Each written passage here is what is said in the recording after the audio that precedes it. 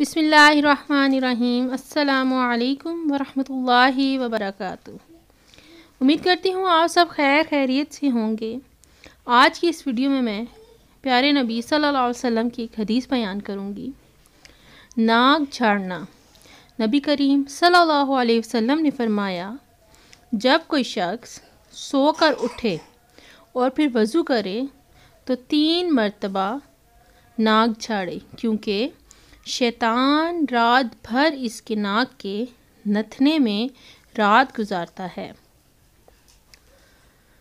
جس سے آدمی میں سستی آ جاتی ہے، پس ناک جھاڑنے سے وہ دور ہو جائے گی۔ بخاری شریف کی حدیث ہے 3295۔ امید کرتی ہوں آپ کو میری یہ ویڈیو پسند آئی ہوگی۔